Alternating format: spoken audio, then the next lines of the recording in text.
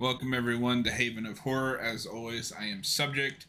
I have Robert and Torgo here with us, and Torgo has just offered to recite every monologue from Midnight Oh. Mass. Rapidly looks up the monologues. The floor is yours. No, I'm not going to even try. Anyway, so I have seen this. This was my third viewing, and this is both of you guys' first viewing, correct? Yes. This is my first viewing, yeah. Yeah.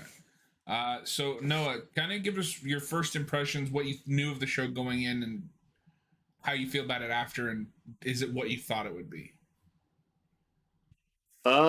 It's kind of close to what I thought it would be. The basic premise is that it's about this little island community, and it's an ensemble cast, but we mainly focus on this one character, Riley, who's kind of the main character who loses his faith after an accident where he gets into a DUI and kills someone.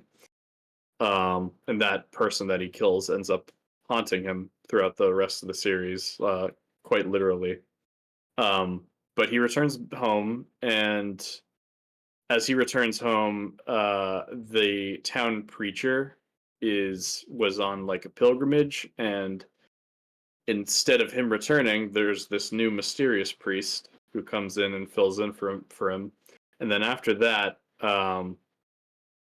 the town experiences a lot of different miracles, like people's eyesight getting fixed, or a paralyzed girl finally walking again. And then from there, other crazy shit happens, which we'll get into. But yeah, I didn't know. I knew a little bit about it.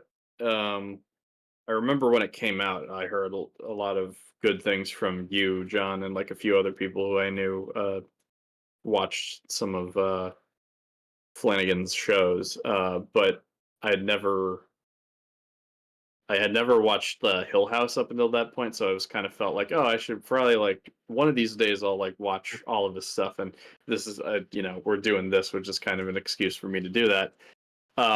But yeah, I mean, expectations wise, I had heard and we can get into it a little bit later, but the big elephant in the room with the show that I knew was like the dialogue. And I think it really worked for me for the most part. I didn't think it wasn't like you weren't tired of the monologues. No, because dialogue driven things do not bore me. I really like character driven stuff, and one of the big positives about this that you can see throughout Flanagan's other work is the characters, and it's horror, and it is a really disturbing show. There are some really crazy and scary scenes that happen in this show, but it might not be everyone's speed because it is more of a focus on like the people. It's not about the spooky stuff that happens, it's about the people in the show. So see, I would disagree with it. Yes, it is less about the spooky stuff, but even less, I would disagree even with the character stuff. It's more, this is an idea driven show.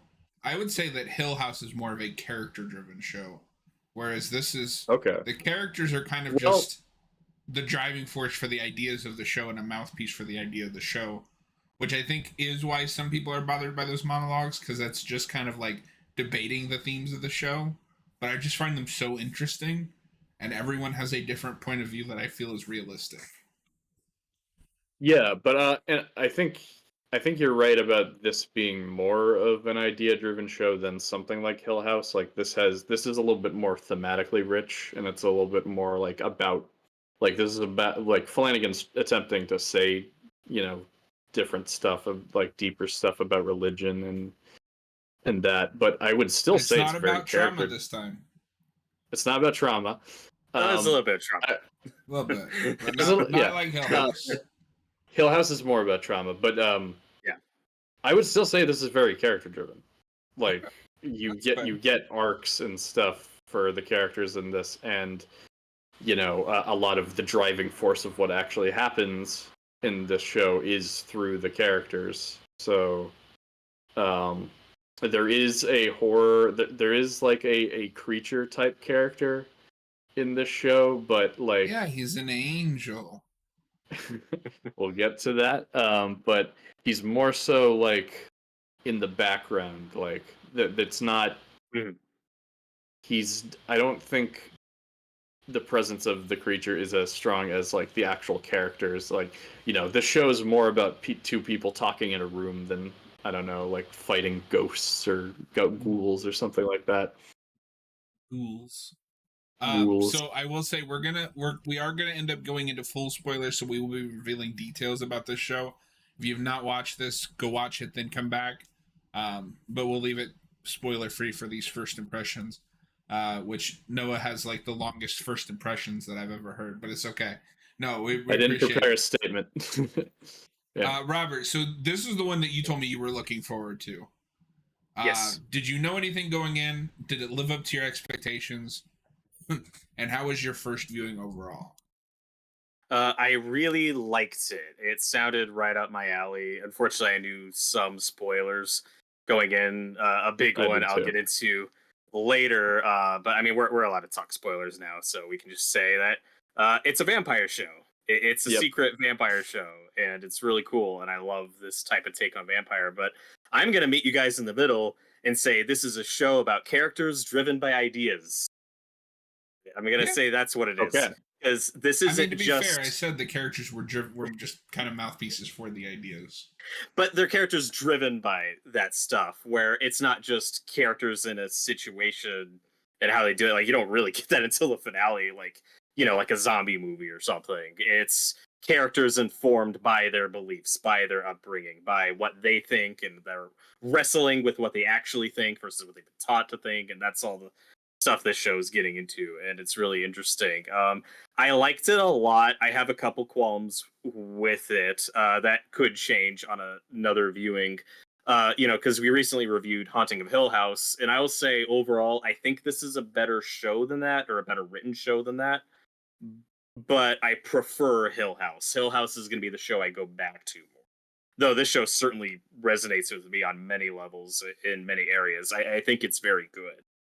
But there's certainly a factor in taste and preference. But the big thing I knew going in was that it was a secret vampire show, and I was kind of bummed that I didn't get to know that going in. Reveal.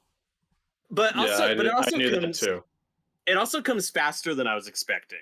Because I don't know, I would love to know what my genuine reaction would be watching this, having no clue how quickly. I would think I would have pieced that together by episode 2. There's think, some really but I don't strong know. clues. Yeah, but it sucks that I didn't get that experience. But and then by episode 3, they don't tell you everything that's going on, but episode 3 gives you a lot. Okay, yes, this is vampires, and here's some. I think episode 3 is the one that straight up reveals that it's a vampire show, and I also knew that going in. I don't remember how. I think Austin saw accidentally flipped it, and you said I saw Austin spoiler. post that. I was like, dude. No, so I knew that before that. So did I. I've known this for a while. Yeah. I think I saw someone else talk about it, and I think they just casually said it's a vampire show, and I was like, oh, okay, so that's what that is. And then later, I looked into the show, and I was like, oh, wait a minute. Maybe that's supposed to be a reveal, because they're not showing this in any of the ads, or It is amazing that they did not market this as a vampire show. It's just like a religious drama. I would have loved to have just watched this and not known that, because I had the same thing when I finally been out for 3 years, Noah. Yeah, but I didn't know that much about it when it first came out. But I had the same thing with From Dusk Till Dawn. I wish I had watched that movie not knowing that reveal, but. Well, and the thing with this show is you have to be into dialogue-driven narratives. It feels like a play. It feels like watching a play. It's like if you watch a play and your takeaway is like, what's with all the talking? It's like, that's what you're there for.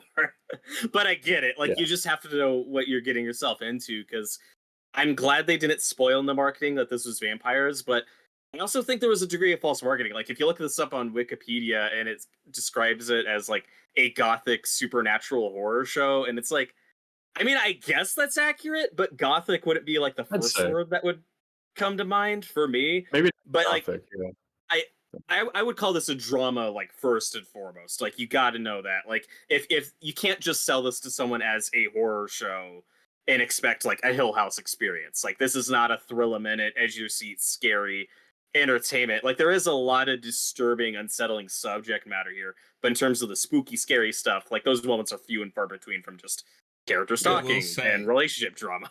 This show got me this time. I never realized that the sheriff sees the thing in the window. I saw it. Like, I kept rewinding trying to see it. And what I hate about Netflix on my TV, I have an OLED, is during the day, night scenes are so fucking dark that I can't see anything.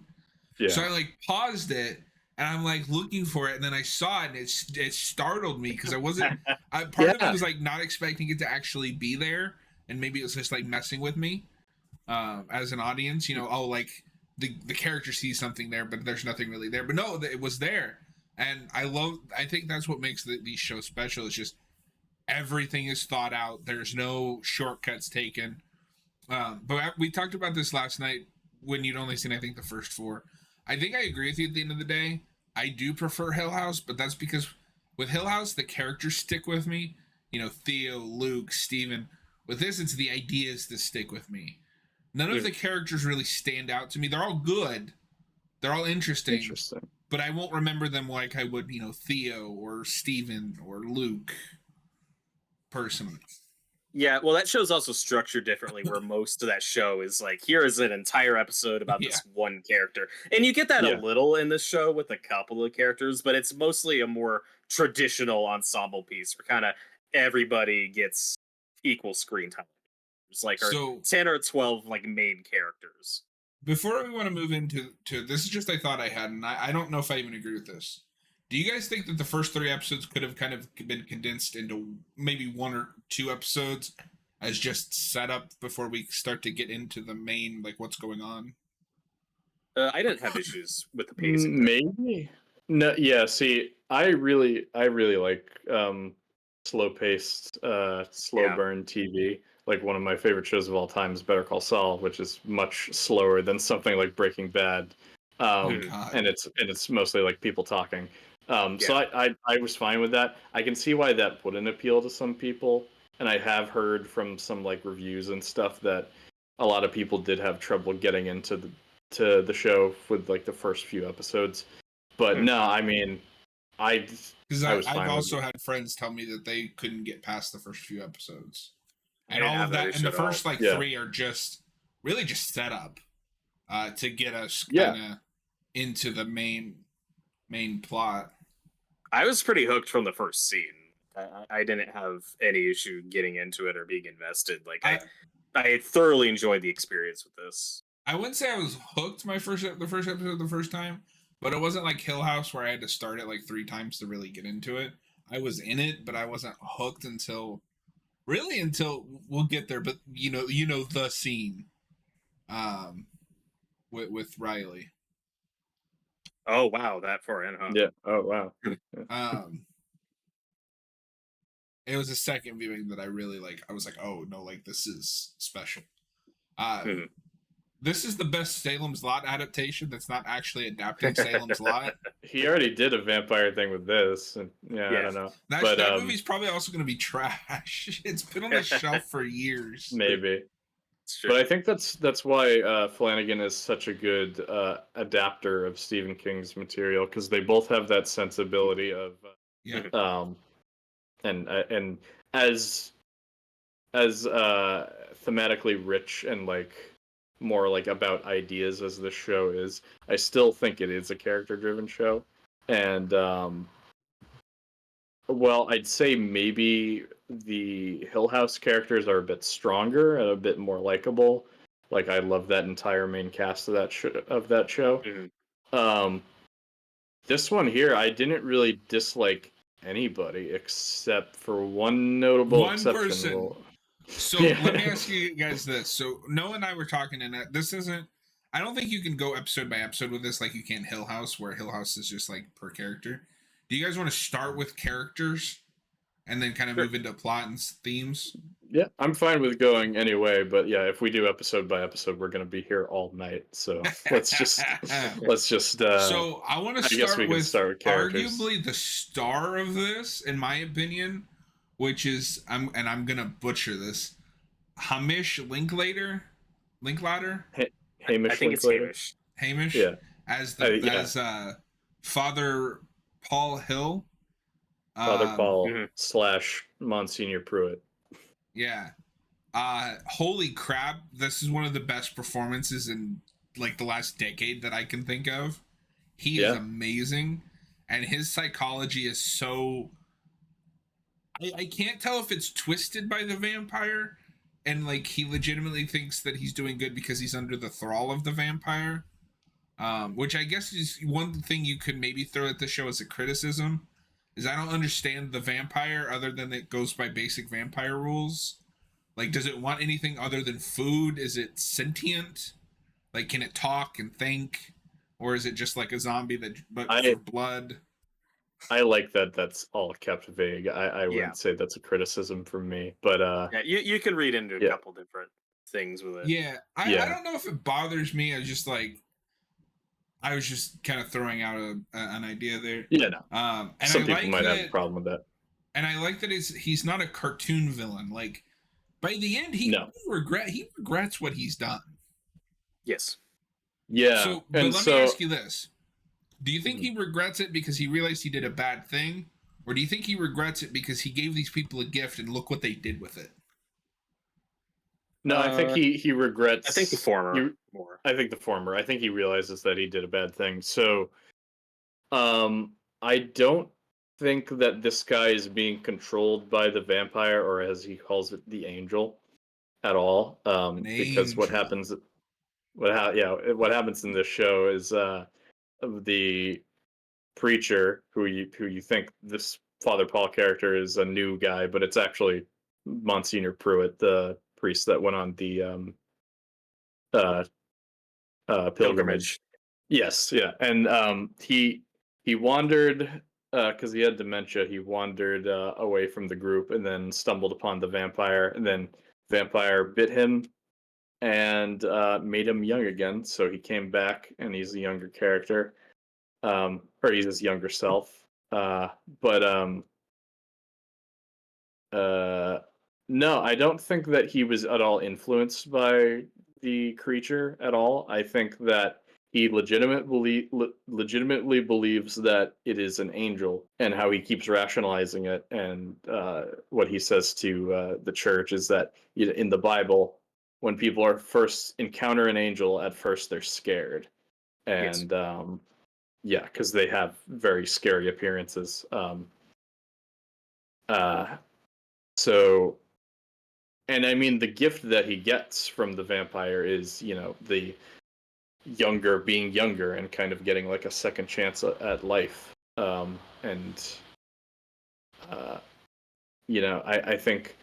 don't think that he's at all malicious. I think, well, maybe because he has that one speech later about like creating an army for for God. But I think he mostly has good intentions, and I think I don't think you can read that as malicious. That's just typical, like, religious. Like, the army is to fight sin and corruption and demons, not go out and invade people. Yeah. I would say that I wouldn't really call him a villain. He's, definitely an antagonist, but I think that's what makes him so interesting. Like he's someone who's greatly misinterpreted what happened to him, and so he's been led astray. And it's like he says to Beverly Keane at the end, like, it was never supposed to be about me. It was supposed to be about God. Like, I'm not Mhm. a false prophet here. Like, you're not supposed to worship No, I me. You're not agree. He supposed to is not worship the anyone other villain. than God. Yeah. I agree. He is not the villain. We'll get into who the villain is here Yes. in a minute. But Robert, is there anything you would like to say about the pastor? Well, as we said, his performance is amazing. He's a real standout, and it's like everyone says he's great, and then it's like, oh my god, the show came out 3 years ago. Like, why aren't more people Where's he hiring been? this guy? Where has he been? We know he's Batman now, and that's cool. He's Batman. He's Yeah. voicing Batman, but it's like, yeah, for such a like star-making performance, this guy should be getting more work.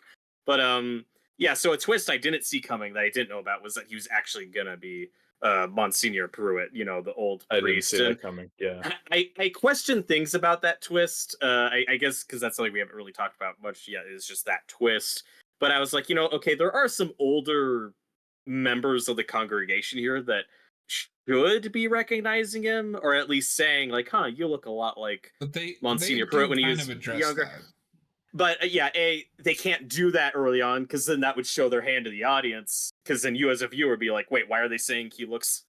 Oh, like that would spoil that twist. But then Yeah. we finally get that with Dr. Sarah's mother, Mildred. Of course, we learned a lot more about that later. But she's the one who actually really recognizes him. Yeah. Besides just the photo, we get Yeah. a very clear Shining homage with the photo in his room of the younger him, But and that's how somebody some comments characters. on it. Yes, a couple characters notice that. But I think that makes sense though, because the only one that would be old enough to see him when he was that young would have been the doctor's mom. Yeah, but I don't know. it. Sure, I guess it just depends on how old Monsignor, because I don't know how old he was like when our lead Riley was a kid.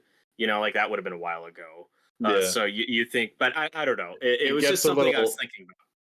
It gets a little fuzzy too because you have that scene with him and Riley where he's like, "Oh yeah, I remember this time where this altar boy, he tells the whole story about Riley when he was younger, and he's like, "How do you know that? Who are you?" And then he's like, "Well, you've known, you just didn't want to admit to yourself." So Well, and that's the maybe thing. he does.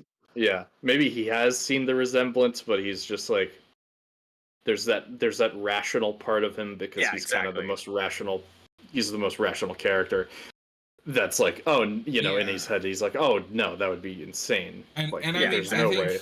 I think that's the other reason I buy it is these people seem really just desperate to believe in something. They're not going to question that looks like the old pastor. They don't care. Yeah, but then by that same token, they're willing to accept that this girl who was paralyzed can just magically walk again, and everyone's just all their ailments are getting fixed. So it's like, I guess this guy and one of the members of the community who is super old and affected by dementia is getting younger and not having dementia anymore. So yeah. Well, and the thing with the photo was just funny for me because a few characters noticed that, and that's how they put the pieces together. Yeah. And I'm like, just take the photo down. Yeah. It's becoming a problem. Characters keep walking in here and looking at that photo. But that was great. And now I did have some questions that, again, this may not actually be a problem. Just one thing that was nagging at me was just how the vampire rules worked. So with Father Paul or Monsignor Pruitt, but I think we'll just keep calling him Paul.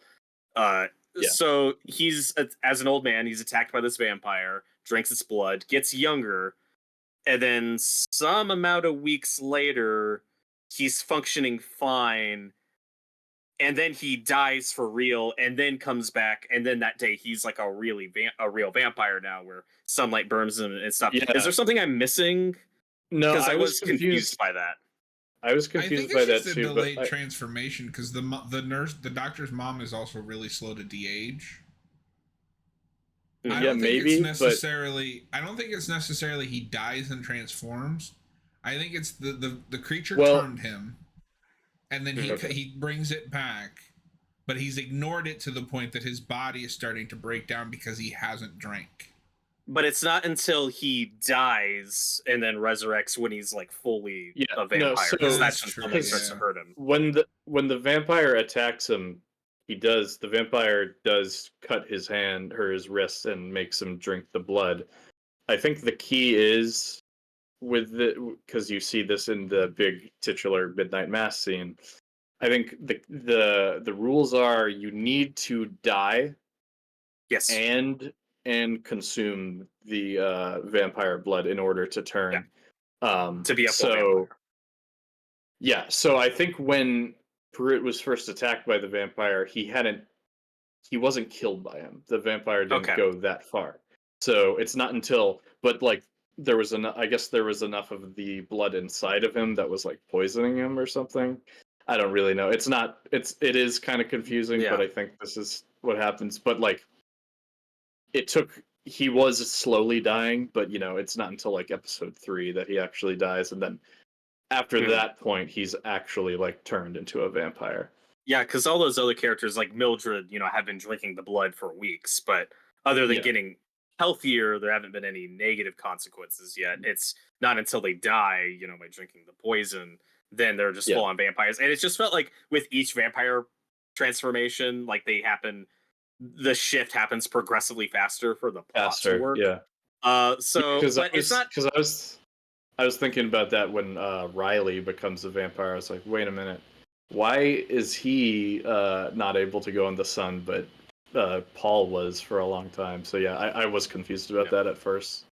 And to be fair, there is a scene in the finale where Riley's father and mother are having a conversation about like they have that hunger, they have that want, but they're controlling it because they don't want to. It's so there is at least an explanation for that, why some characters are so quick to start killing and feeding, because they're just giving into their instincts faster. That's just who they are. And that's just who they are. They don't have that level at of least with the self-control. parents, there wasn't like a fresh blood source around, because you see this with Riley in the AA scene. He is fine until Beverly gets too close, which that's a typical vampire thing, right? Like you're kind of fine, and then you get close to somebody that's alive, and that hunger overtakes you. Yeah, it becomes like an animal instinct. Speaking of Riley's father, again, Henry Thomas, who is Henry contracted Thomas. to play the father and everything. Always playing the father. And he's not a great dad in this, but this might be one of the like better dads he's played, at least from what I've seen in Flanagan's stuff. I thought he was a good dad in Hill House. He just was stuck with a bad situation. Yeah. No, okay, it's probably the Hill House dad. This dad is really resentful and bitter towards his he's son. better than the dad in Gerald's Game. Than Gerald's Game, absolutely. Yes. Yeah, Henry Thomas, of course, in this, it takes you a couple seconds to recognize him because he's in his Ron Swanson cosplay. But he rocks it. He pulls off that mustache. He kills the just like blue collar worker guy without being like a cartoonish bad dad, because he obviously has a lot of resentment and issues with his son, which there is an understandable degree reasoning for that. You killed someone. Like that's hard to deal with as a parent. But I really like the scene in the premiere, which I feel like could have gone a different way, where Riley first comes home and they're having their first dinner conversation where he's like, yeah, church isn't my thing anymore, I don't want to go, and his dad kind of puts his foot down and says, no, you're going to church. And in that situation, I can sympathize with the dad, because without saying what anyone else should or shouldn't believe or should or shouldn't do, it's like, look, you were just in prison for getting drunk and killing someone on accident. We are now taking you home. The least you can do is go to church for your mother. I thought that was reasonable from the father's point of view. Is, hey, you're back living with us after this horrible mistake you made. Like, go to church for your mother. It's the least you can do. I think that's fair. That's fair. But he has a lot of scenes where he's like clearly struggling with like how to talk to him and process this whole situation. And I think a lot of it's obviously the situation, but even more so is he just resents him for leaving the island anyway, because they have that whole conversation about that in one episode. But yeah, no, he was a really good character, and to Yeah, get the makeup on Uh, him is pretty good. I think the worst old age makeup is on is Mildred. the mom, But Mildred. you Yeah. know, there's a reason for that. Played by the actress who played Wendy in Doctor Sleep. Because as she was getting younger, I Oh, was yeah. like, I I know that knew I face from something. recognized her. I was like, I Well, know I that mean, face this from show something, is and a that's fine. who's who of Flanagan regulars. Yep. Yeah. Um, He's got the So- James Gunn nepotism thing, always casting his wife in everything. I'm glad you mentioned his wife though, because I wanted to segue to her before we segue to Riley, because Riley Okay. is a big Yeah. spoiler. So I'm going to connect this to Hush, because we've talked about this a few times over the series. Katie Siegel plays Erin Green. In Hush, she plays Maddie Young, who is the author of, say it with me, Midnight Mass. The Mass. I'd And love it's to her go back biggest to. selling book. I'd love to go back to Gerald's Game because there's a little Easter egg with that book, and I'm curious if you see the noticed author's name on that book, Yeah. and if it's the same. Because if Yeah, so, so- that's a great detail. So Noah, if you don't know that the Midnight Mass is a big passion project for Flanagan, and he couldn't get it made for years, so he would sneak references into other works in the hopes of keeping it Okay. alive until somebody would greenlight it. Okay, yeah, I didn't know about the Hush thing, but I noticed that when I watched Gerald's Game, that book that said Midnight Mass. I was like, oh, okay. Well, and Yeah, I'm and glad you apparently brought. this went through all kinds of stages. Like he has a book version, a movie version, a TV version. Like he just wanted to Interesting. get this made somehow. I'm Well, kind of I'm- glad that it ended up as a mini series as opposed to a movie, just because it has more, room to breathe with the story. But probably could have made a good movie too, just more condensed.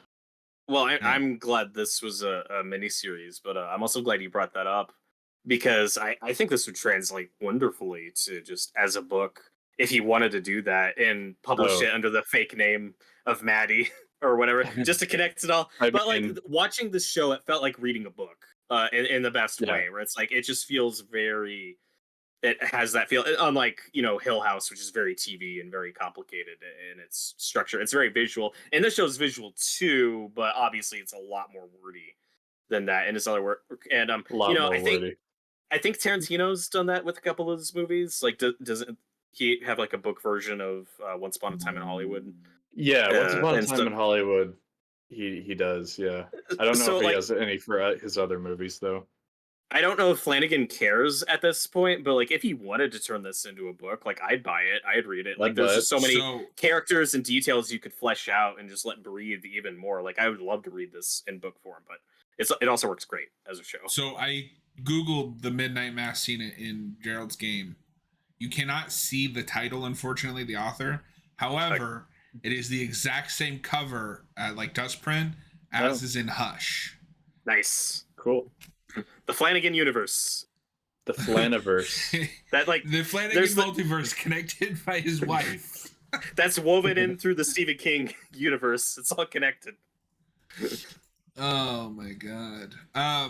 So how did you guys feel about Erin? I feel really bad for her, especially in I think it's episode 5 or 4.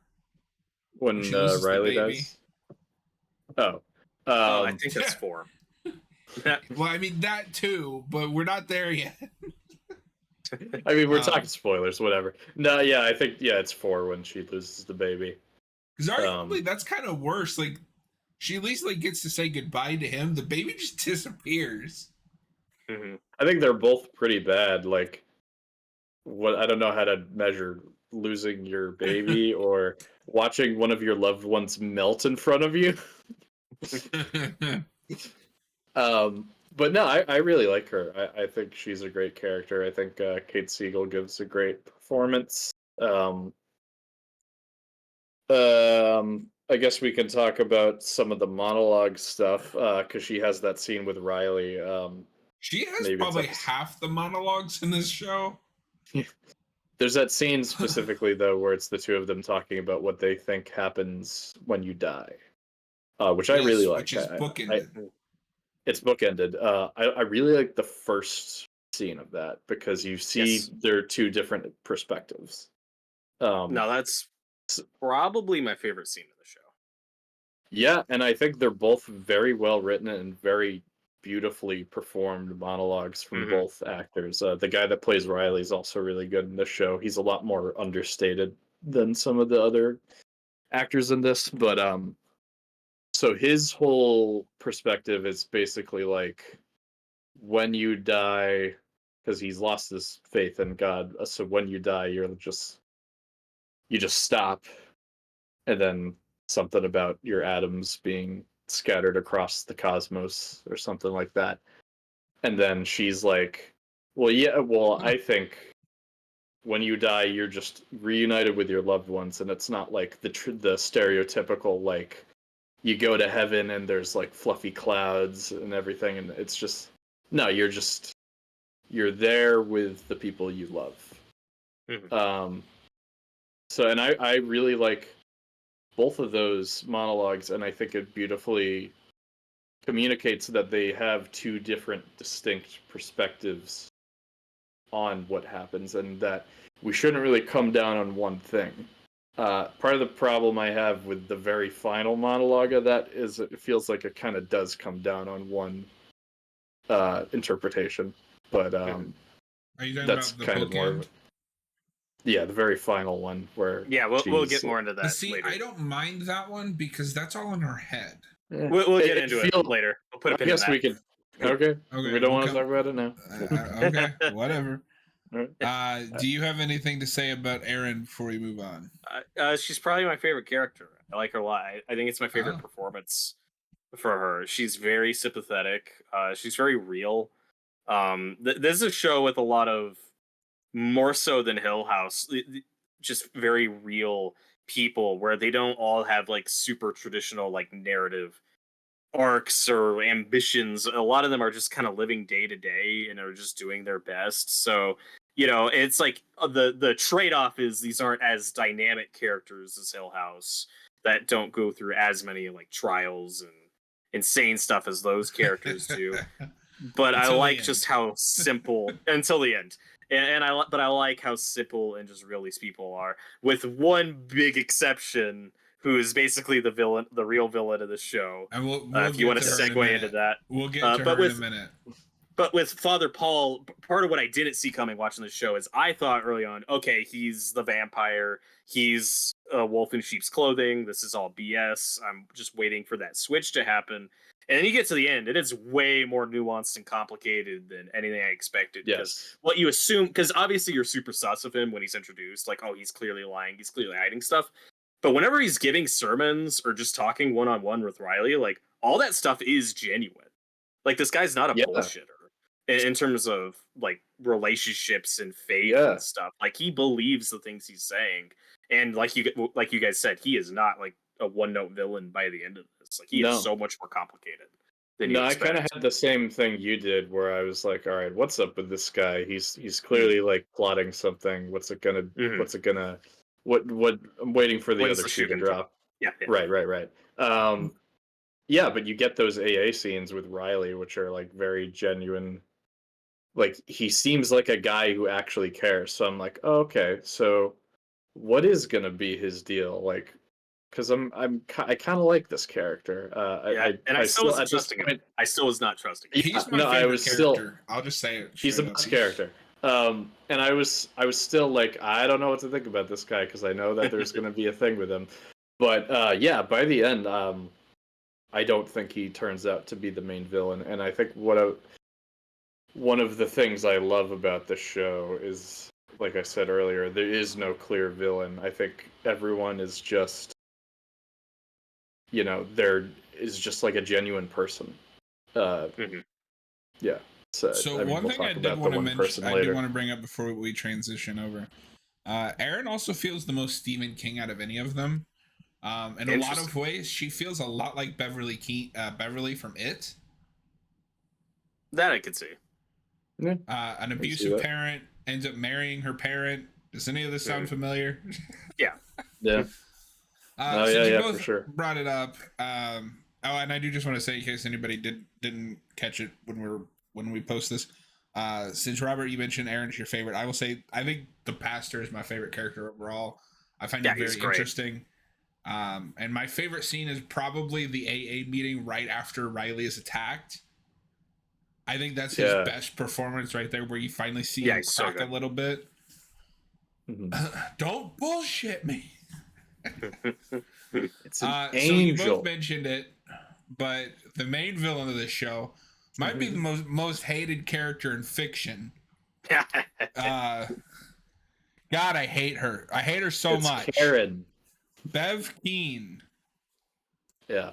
And this is not a criticism of the show, but this is a big reason why Hill House, I think, is going to be the more rewatchable show, is Hill House doesn't have a Bev that I have to sit through and be pissed off every time they're on screen. And again, that's not a criticism. That's a compliment. It kind of pisses me off how well she's written, because, God, I from seeing and one. acted. Awful. And acted too. And this is another Flanagan regular. Yeah, it's the woman that plays Steven's wife in Hill House. This is a very different character. Oh yeah, this is a very different character than her Hill House character. I was very impressed with how good she was in this show, just because her character in Hill House is a little bit more like understated. Her performance is great. I don't want to call her one note, but she is like the most evil character of the show, except for the vampire. But she, to me, she's more evil than the vampire. She's worse than the vampire. The vampire is just, yeah, he's just following its nature. It's just a creature. She is maniacal. Out, like, for food. Yeah. She's a the vampire is just. The vampire is trying to survive, you know. Yeah. No, she's a snake. She's the vampire very manipulative. Didn't kill a dog, is all I'm saying. Oh my god! So now, yeah, that's probably the hardest scene for me to watch. Yeah, scenes like that really bother me. Yeah. Now, okay, so we all agree that she's the one that poisoned it. Do we think there's enough motive for her to do that? Is there a scene I'm not thinking of that like set that up? Well, yeah, because the first or one of the first scenes. Well, one of the first scenes with her is right in front of the like sheriff's office, where the sheriff has got like the dog tied up because he's waiting for Joe, the owner, and like the dog barks at her, and she's like, "Oh, it was gonna bite me" or something like that. Yeah, she's the Karen of this show. She is the ultimate Karen. Yeah, and she hates she is Joe. Instantly okay with the pastor just murdering him. Yep. Yeah, she's okay with a lot of murder. Yeah, she's all fire and brimstone. She's an Old Testament fan. Yeah, I mean, do you guys think she's a little too stereotypical, like puritanical? No, because like, I know people vengeful? like that in real life. Okay, but this evil? Yeah. That it stretches a bit, though. She certainly reminds me of some people I've known or have encountered. I know people who talk and think like her, just not with the have not had the chance to do anything about it, so I don't know if they would. Yeah, but I firmly believe in everything she does, and she feels real. And that's part of what pisses me off.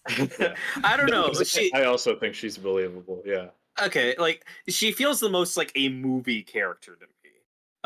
More than anyone else. Like she plays that part very well. Stephen King religious nut. Yeah, she is a Stephen King religious nut. Isn't there a lady in The Mist that this character is very similar to?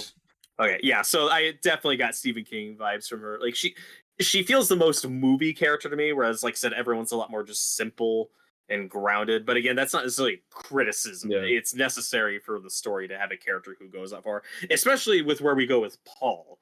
Because Paul is so much more human and sympathetic by the end than I was expecting. That it kind of balances out. Plenty of characters have their redemptive moments. For a little bit.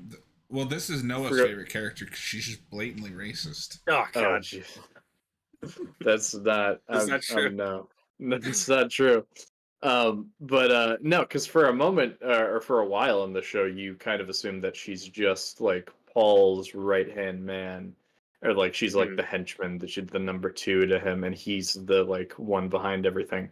But it's really, as it goes on, you really see like how much he's pulling the strings and like, you know, controlling everything and manipulating things. Yeah, for sure. And also the girl who's paralyzed, who then is miraculously healed and can walk again. Her parents get roped into it and become part. And they started to piss me off near the end where I kept waiting for her dad, like, okay, at some point he's gonna come around and figure out, like, oh, this is messed up. I shouldn't be doing this. Nah, he just gets Nope. worse. So by the end, Nope. I had zero sympathy for that He girl's was parents. always a bad guy. Yeah. They sucked. I didn't Yeah. like him. Do you have anything else you want to talk about with Bev? Like, the only thing I have to say is just I hate her, but I'm glad she get what she deserves. The only thing I'd say, without getting into the ending too much, I think her ending is perfect. Yes. Yeah, The they make you last thing wait you- for it. The last thing you the last thing you see her do is like so in character for that for her. It's great. Like I laughed out loud when I saw that. It's great. So I'm gonna transition from her to my second favorite the character of the show, and if he was in it just a little bit more, he might be my favorite. But is the sheriff? He's and great. then so we're not gonna go through every single character because there's like a million.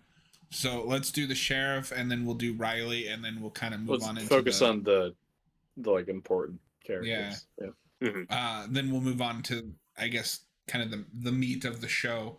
I like this actor a lot. I don't know if either of you have seen it, but he was on iZombie before this, and he's great on that show. So I was really excited to see him become a Flanagan regular, and he kills it in this show. He's great. The thing that pops into my mind the most is that speech he has. I can't remember if it's to Aaron or someone else about why he came to the island.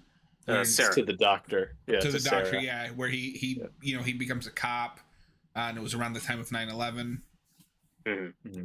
And just that's a great speech. It's authentic because I fully believe that probably did happen. Yep. Yeah. And it doesn't feel preachy. It doesn't feel shoehorned here, in, folks. We can't help it. But it's set up. It's just part of the character. I mean, I don't think we're getting political. It's like if the show covers these kind of things, we have to talk about it a little bit. Yeah. One thing the show does really well, because one thing a lot of people may throw at the show as a criticism as well, it's a show. You should show, not tell. It's like that doesn't mean dialogue is bad or that you should tell everything visually. No, you just got to tell story through dialogue. Everything can't be an exposition dump. That's what that means. But what the show does brilliantly is you set up all these little pieces that are then paid off through dialogue. So it's not just exposition dump after exposition dump after exposition dump. It's you get all these little clues and then you get a speech that gives you the full context or story. Like with this guy, because early on we learned that he's Muslim, so he doesn't go to church, go to mass with most of the townsfolk.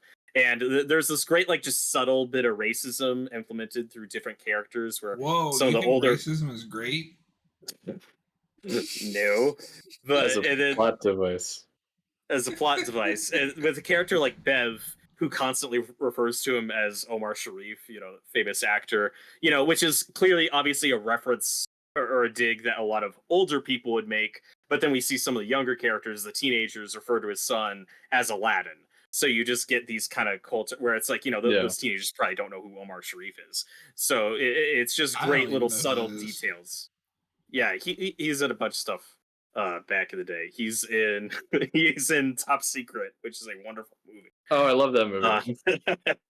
But you know what I mean? How it's really well written, just with how the townspeople treat him and view him. Like the more understanding or tolerant characters, and then the more extreme characters, how they interact with him, and then you finally get that speech where he kind of lays everything out, like why he's here, what his backstory is, and it's very powerful and very moving. Yeah, and his son sucks too. His death is sad, and I really grew to hate his son. His son sucks. His son sucks. Okay, so this is a minor criticism I have with this show. They make the son, in my opinion, quite unlikable, but then at the last minute he does kind of the right thing, but I don't know why. Is it just because he feels bad that his dad is hurt? That's what it's supposed to be.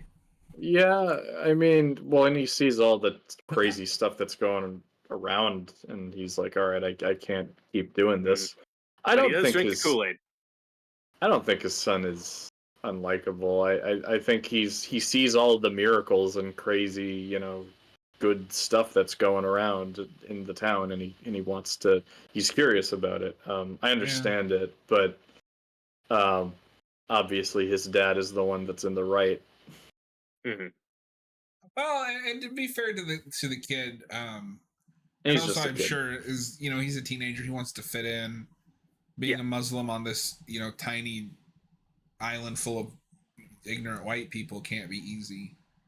Mm-hmm. Yeah. Well, and that's another reason why I didn't find the show slow at all, or why the first few episodes were just set up, or why that didn't bother me was because, in my opinion, I could have used another episode or two. Like, I don't think this needed to be 10 episodes, but like for example, the sheriff's son, we see him hanging out with the other teenagers in the premiere, and then he just kind of fades in the background for quite a while until he's relevant again. There's a lot of characters like Riley's younger brother gets a lot of focus in the premiere, and then not much like for a bit. So when the show's all said and done, I'm like, I kind of wish I had another episode or two just to spend more time with these side characters, just to flesh them out I more. Like wouldn't the essential complain stuff is there, for more but scenes with the sheriff.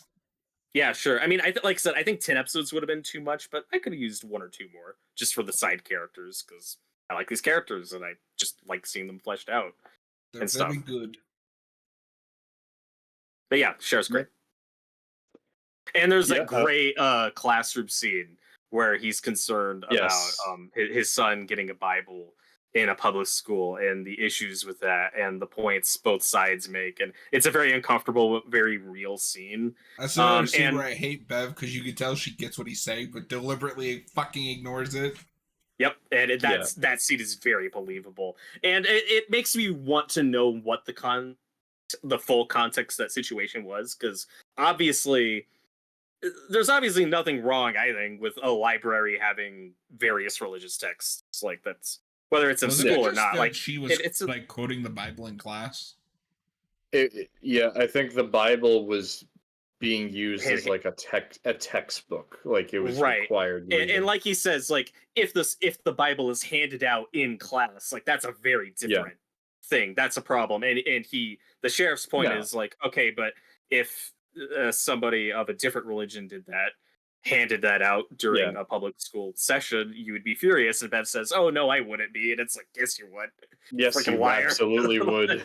You'd be furious. If you saw the Quran in school, you'd be so mad. Yeah, exactly. But yeah, no, that's a great scene.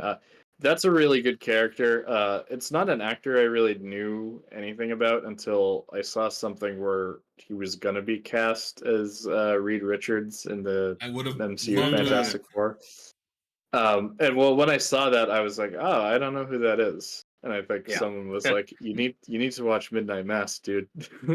As much as I love Pedro, I think this guy would have been a better Mr. Fantastic. He's very good. We'll see. We'll see. But I hope this guy gets more work. Also, Hamish Linklater. I mean, he might have been a good Mr. Fantastic too, in my opinion. Well, they're both great looks actors. like Rowley. I don't know how to say his name. The sheriff is going to be a Flanagan regular because this is his. Great. He's had 3 overall because he's in Blind Manor, this, and House of Usher. Nice. Okay. This makes me more excited to watch House of Usher. House of Usher, yeah. We'll do that. Maybe we do that like next year. Commentary, all 10 hours. Oh no. No, you gotta get good. Yeah. So are you ready to talk about Riley yet? Yes. This show has a couple of shocking moments, like really big shocking moments. But I think the first time I watched it, the most shocking moment was when he just dies. I was like, oh, he's the main character. He's not gonna die. I saw it coming as soon as he turned into it, or not as soon as he turned into a vampire, but as soon as he like walked out. And when you have that scene of him going to Aaron's house and being like, "Do you want to come out on the boat with me?" I'm like, "Oh wait, he's a vampire and he's gonna kill himself when the sun rises, isn't he?" I was just thinking about that the whole time. Before he explained any of it. Well, yeah, because you see him get bit by the creature before that. Yeah, but I mean, for all I know, he's taking her out there to attack her. Oh, I never. That's not at all in character with him. And she gets concerned. She starts to think for a second. Nobody in this show has ever done anything that might be out of character. No, I don't agree with that. I wouldn't buy like that. a holy man bringing a vampire to town. That's out of character. Yeah, but we Again, he don't know thinks that that's guy. Like but he he's a thinks that's an dishonest character. angel. Oh, okay. Yeah. Two at once. Too much. Too He much. thinks it's an angel. No, Anyway, but how do you guys feel so about Riley it's overall? I He's really great. liked him, but with that specific thing though, I mean, it's a thing that I saw coming, but I was looking forward to seeing it play out. So it's not like just because something's predictable doesn't mean it's bad. But That is yeah, true. he's a very good character. Like I said before, he's a lot more like soft spoken, or like his performance isn't as over the top as someone like Bev or any of the other characters. Yeah, I really like it. He's kind of like the Steven of this show, where he's more of like the skeptic character, but he's nowhere near as unlikable as Steven was for me. But no, I mean, I do kind of see where you're coming from, John, when you say that this is more like a show about ideas, because he does kind of feel like a mouthpiece for Flanagan, and I'm not entirely sure how much Flanagan was like putting his own personal journey with his faith into this character. But especially if was like a passion project for him for a few years, it kind of seems that way. But yeah, I mean, despite all that, he's still like a very compelling character. Yeah, I think he's great. Like I said, very real, very like soft spoken. You don't learn a lot about him, but like you learn enough. I You found learn him enough for the pretty story, yeah. compelling. Yeah. I like his '90s Easter egg room with the Scream poster and the X Files poster. Like that And the stuff's great. 7 poster. The 7 poster. And then you see his younger brother's room later, and he had some posters. Like, I don't know if his parents would let him have that, but I don't know if that's about. But I thought that was funny. But with Riley, and it's funny though, because that you brought up Steven, because the actor that played Steven in Hill House could have easily played this character. Yeah. No, but I mean, the guy yeah. that got Zach Gilford, I haven't seen him in anything else, but he's great. He's Like, very good. He's so good. Very good, sad, very very believable. I love the first shot of the show, where literally the first thing we see is the Jesus fish, the very popular symbol of the fish. I don't know if you guys noticed that, but it's on his car. It's a very popular thing that really I've seen people that, yeah. put on their like cars or wallpaper or whatever. So it's like immediately like the first thing you know about this guy is his faith, and when he realizes he killed a girl, he's praying.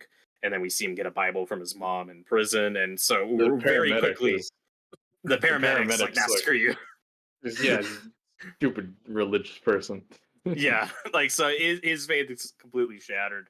So you learn a lot about him very quickly, and his arc is very interesting in my opinion. I love some of the best cinematography in the show is that recurring nightmare he has, where he's in bed and you see the police siren lights like on his face, and then like we already know what he's about to see, and what he's seeing is the girl he killed. Like she's like literally haunting him. And he sees it every night. The one thing I didn't like, and it was really bothering me in episode 2, but then they drop it after that. I don't know if it's bothering you guys. When we first see her appearing to Riley, it's accompanied with a jump scare sound effect, which I was cool at first. And by episode 2, it was annoying me. Where every time he's in bed and you see the lights, it's like, okay, we're gonna see her. Oh, there she is. Jump scare sound. Okay, like that's something you do once when you first introduce that. There's no need to keep doing the dumb like boom when it's like it's one of my few creative choice problems with the show, where it goes from being startling or unsettling or unnerving to just, okay, now this is just annoying. Like I guess I should just turn down the volume every time the scene starts, because that was bothering me. But then that's dropped completely after episode 2, so not a big deal. And there's some shoddy shots whenever we see him on the canoe or whatever, or the boat, where there's some not great green scare. Like, that doesn't look very good, but that's it. All the other effects look great. Yeah, I mean, I think the effects are pretty noticeable for most of the show, but I wouldn't call most of them bad. Mm. The boat stuff with that green screen is one of the things that jumps out to me as like, oh, yeah, that does not look great. That and the old age makeup on Mildred, as we've talked Mm. about before. But yeah, no, the guy that plays Riley, he's very good at playing a character who is just like done with the Mhm. world, and like he's very believable as a person who's went through a tragedy that really affected him, and you know, he went on to study, not just become an atheist, but study multiple religions too, and Mhm. which is educate basically himself Mike on. Flanagan. I looked it up. He Okay. was at one time had a drinking issue, and he studied multiple religions, and now considers himself an atheist. So I definitely Okay. think Yeah. So Riley my is hunch very was much a self correct. insert. Yeah. Yeah. um. Yeah, and I think it works well. I think even though it's designed to communicate a certain idea and theme, it still feels like a fully formed character. So, Mhm. I would still very much categorize this as a character driven show. Uh and yeah, and he does a very good performance in this. Well, and he has a satisfying arc in terms of finding his purpose, which is the thing he talks about several times. Yes. Where it's really hard for him to adjust back to the island life and like, what do I do now? Like, I'm just existing. Like, what is my purpose? And that's what makes his death so tragic, but also beautiful and satisfying. Is he makes a purpose out of it. He doesn't Yeah. just kill himself. He does everything he can to save Aaron, which is the person he cares so much about, and his family too, to an extent, since he Yeah. writes them letters.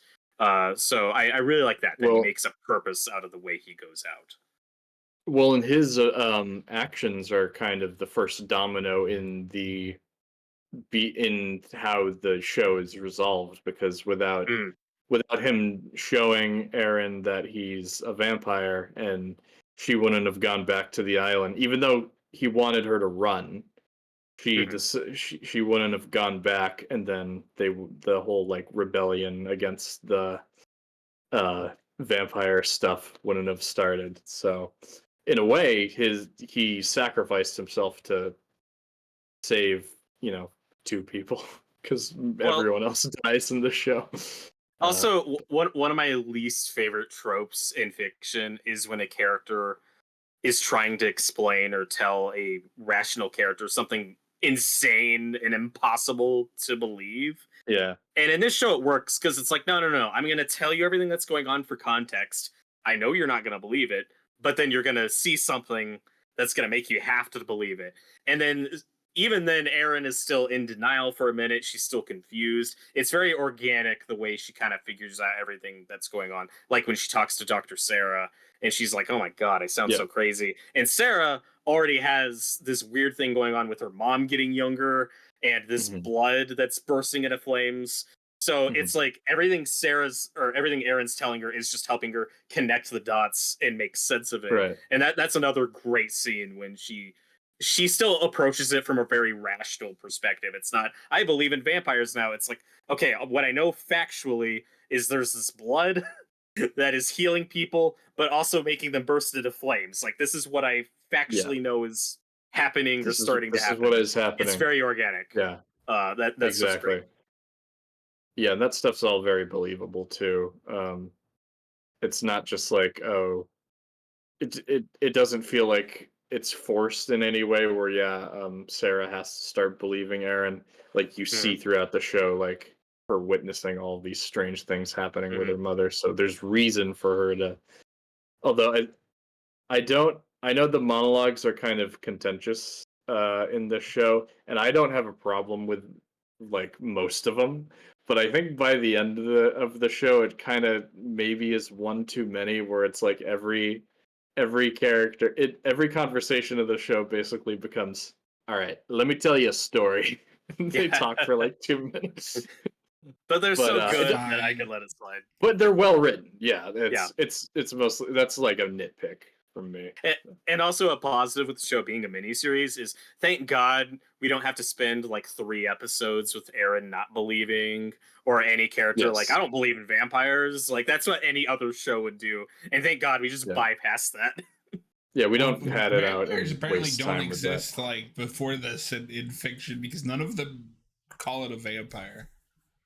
Yeah, except Well, Dr. yeah, Sarah does have that one line where she talks about like myths and stuff Yeah. like where people Which I about like being appreciated allergic to because sun and going too stuff. far the other way can also be annoying. Like, as much as I love Shaun of the Dead, the we're not calling them zombies thing is really dumb. Like, they're zombies, dude. Just call them zombies. I don't mind that. But what I'll say for this is, I think this is like with the vampire thing. One of the things that you kind of just have to give the show is that this is a world. It seems like this is a world that just does not have the vampire mythology. Like no one ever mentions vampires in the show. So I just assumed that like, there's no vampire movies or anything for them to like base that off of. So that kind of adds a more believable thing to why Monsignor believes it's an angel and doesn't even question the vampire thing. It's not just because he's super religious. I don't think he really even knows what a vampire is. Yeah. And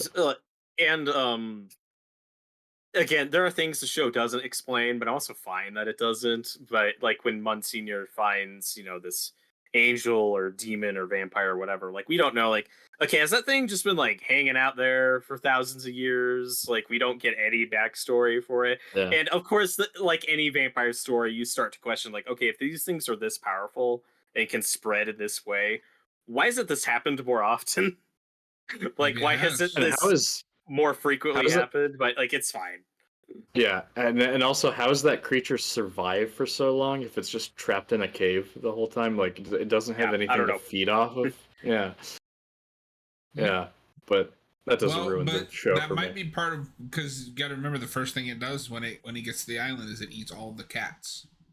Yeah, so it's probably starving. Yeah, it's just crazy that it even survived for that long. Yeah, but we also just don't know where it comes from. So we've covered a lot of the stuff from the first, let's say, 5 episodes at this point, just by going through the big players. Is there anything else that you guys want to cover for 1 through 5 before we move into 6 and 7? We can move into 6 and 7, I think. Sure. Robert's thinking. He's thinking. Yeah. Oh, also, Robert, I found while we were talking, I was looking. Aunt Nell is in House of Usher. Nice. Yeah. Great. Anyway. Okay, but one more thing I did want to talk about with Riley's death is, unfortunately, that was one of the big spoilers I knew going in. No. Oh, really? So, yeah. Okay, so what happened was, fast forward, or rewind a few years, I saw the Red Letter Media video talking about Midnight Mass because it was spoiler free. They were just recommending it and saying that it's very good, but they didn't say there were vampires or anything. So I saw that, and then at some point after that, I also watched the Red Letter Media review of Near Dark, which is a very good movie. It has vampires very similar to this, where they're never called vampires. It's very gritty. It's very grounded. But there's a part in that video where Jay is talking about, like, okay, there's a show. I don't want to spoil what show it is, but there's a show where a character reveals himself to a vampire by dying, in the sunlight in this boat. So those two things paired with somewhere else hearing the spoiler that, Midnight Mass is a vampire show. I don't remember where I heard it out. Yeah, it was like a YouTube comment somewhere. I don't remember, but it's like all these 3 separate pieces of information that my brain just connected the dots, and I was like, oh wait, no, shoot. Like I think I know. But how dare your brain connect dots? Connect the dots. But the worst part was, what I expected going into it is, okay, the scene where a character dies is probably when the show reveals itself to be a vampire show. So I thought that would happen in like episode 3, but we learned about the vampire stuff well before Riley's death, so that surprised me.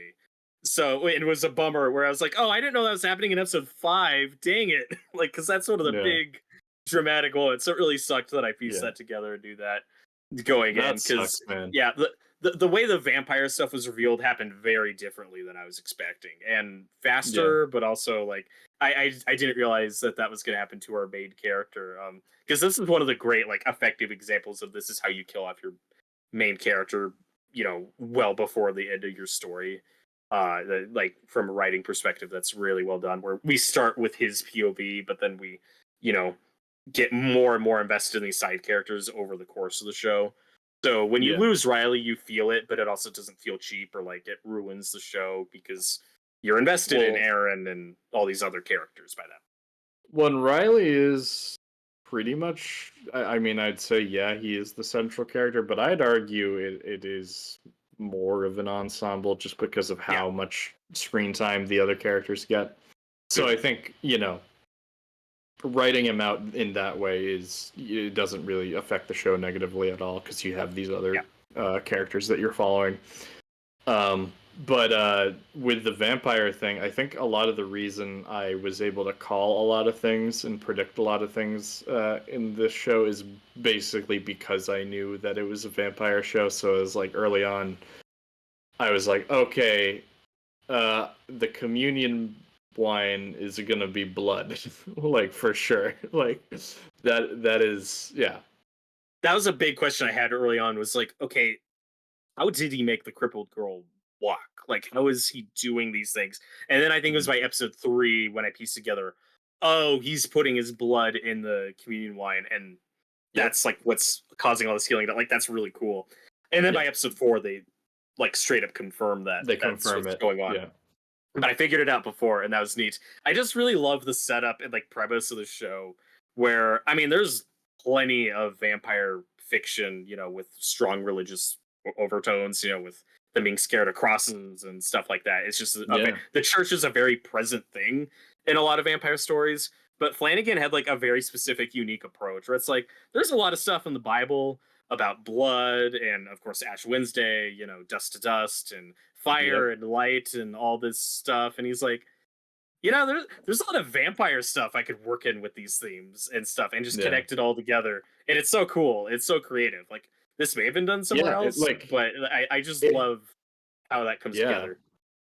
I'm not sure. I haven't seen anything else that's done it quite like this, but it does go so well together. And I'm surprised it hasn't been, there hasn't been like a religious vampire story like to this extent that's like heavily focused. Yeah, but it's like heavily focused on religion. Obviously, like you said, they got like the crosses and stuff. That's one of the vampire's weaknesses, which I'm surprised because I guess these vampires don't really have that rule because when everyone turns into a vampire, and the creatures like in the church, like there's no real problem. Like they're just fine. There's like crosses everywhere. That's one of my favorite scenes in Fright Night when they try to stop the vampire with a crucifix, and he's like, "No, you gotta have faith for that to work." Like that's such a great detail. Like, it's not the physical object that hurts them. You need that faith in God behind it to actually be effective. But yeah, it's interesting that he doesn't really explore that. And it's also just such a great title, Midnight Mass. It's like what came first, the idea for the story or the title? Because the title, it's like, oh, Midnight Mass, like Mass at midnight. Okay, why would that happen? Oh, vampires, because nighttime. Like it just all comes together so well. I'm not sure what the thought process behind that was, but it is a great title. And feels like a book where you have to like live with it for a while before you even get like you don't even get the title of the show until the second to last episode, which is kind of unusual for TV, but feels more like a book thing. Like there's so many books where it's like you have to get to the final chapter for the title to make sense. That feels like a book thing more than a TV thing. Or a movie thing, even. Like there's some movies where you don't realize why it's called that until later on in the film. So, but about like all the stuff they set up with the vampire stuff in this, like the show does such a great job of setting certain little things up and then paying them off in big ways later. Yeah, the poison. And I was about to say, I guess we can get into the final episodes now with the poison. The ending of episode 6 is one of the most terrifying things I've ever seen. Yes. Yes. I did not predict this was gonna end with the Kool-Aid Jim Jones massacre. Yeah. Jim Jones massacre. Yeah. and it's terrifying because this really happened. Like, Yeah. we didn't need vampires for these horrible things to happen. It's just what people are capable of doing and believing in, and it's really scary. It's like, as fiction, you want to yell at the TV and be like, "Why are you doing this? Why do you believe that?" But we know people can. Like, this happens, so that's disturbing. You're left as powerless as some of the characters in that scene when everyone's drinking the poison right after they see someone die and then come back to life. Like, none of them are creeped out by this. They're still gonna willingly just kill themselves. It's such like a disturbing thought, as well as a disturbing image. Sorry, John, you were saying. I love the idea that he brings what he thinks is a gift to the island, and arguably, like, even though it is as much a curse as it is a gift, as with all vampire things, the humans kind of ruin it just as much as it's already a curse. Like, their immediate thought is just, give me more. Yep. Heal me. It does not go according to his plan. No. Anything else we want to talk about with episode 6? Because episode 6 is kind of where, I don't want to say the plot kicks into motion, but this is the most plot heavy episode of them up to this point so far. Because you've got them preparing for the midnight mass, and you have Erin trying to recruit people because she knows that something dangerous is going on, and like trying to figure out what should they do, like how do they stop it. And then all hell breaks loose, and you feel bad and scared at the same time. Well, it makes you really angry when, like, all these characters who are skeptical or not sure are all in that room. Like the sheriff, the doctor, Aaron. It's like, no, somebody should be outside. Yeah. But you don't know what's going to happen. Like, one of the scariest moments is when the sheriff first gets to leave, and then Nosferatu shows up again. And that's one of my favorite scenes, is when the creature shows up just wearing the robe. And the feeling I got was, he's just enjoying playing along. He's just having so much fun manipulating these people. Like just that smile he has on his face when he's slowly walking, wearing that robe. He's like, I haven't done this before. This is fun. Like, look at these idiots. Yeah. Is that shot of like the wings coming out from the back where he's like standing up at the altar? The vampire also looks amazing. That has to be mostly practical, if not at all practical. Yeah, the wings look really good. I'm pretty sure. I think the wings sometimes are CGI, but I'm pretty sure it is a guy in a suit the whole time. And it looks really good. And again, like you guys mentioned it earlier, but it's just so brilliant the way they work the Bible in about not being afraid of angels and how terrifying angels are. It's just so cool their twist on that. I mean, the tagline on the poster of the show is "Be not afraid," and then just when you get the full context, you're like, "Oh, this is so much more interesting than what I expected going in." Yeah. Also, in the second to last episode, I will say one part that did make me laugh is when the first guy dies when he drinks the Kool-Aid. Basically, when the crowd gasps, you hear that really stock crowd sound effect. Did you guys catch? I heard that. I was like, that took me out a little bit. It's like the Wilhelm theme, or like the pottery sound effect, the classic pottery breaking. If you watch a lot of movies or shows, you'll notice you hear these things. You hear these things a lot. So it's like, but imagine like 100 people doing that at once, and you hear that, and it's so clear. Like, that made me laugh out loud. Other than that, it's a perfect scene. Yeah, it's wonderful. And God, it must have been so difficult to choreograph. And it's very impressively shot because it's very cramped, tons of extras, very tight, very claustrophobic. A lot of people are getting punched and falling over and run around. Like, it's very well filmed, orchestrated chaos. I mean, this is a very masterfully executed show in terms of cinematography, and there's probably a lot of unsung praise for the show just in terms of blocking and choreography, because you have so many cramped locations with all these people that have to do things. Yeah. I want to rewind for a minute, because when I asked if there was anything else we wanted to mention about the early episodes, I forgot a big scene. The little girl going to the drunk's house. Oh my God. And she powerful stuff. It is insane. Oh my God. How well she delivers that speech. Mm-hmm. It is heartbreaking. And that guy's great. He's the Mr. Dudley. Yeah, Mr. Dudley. And I think that scene is really important in making it clear, at least, I mean, I'm sure this goes over the heads of some people, but that this is not an anti-religion show. Because this is a character where a lot of her forcing herself to forgive this guy comes through her religion.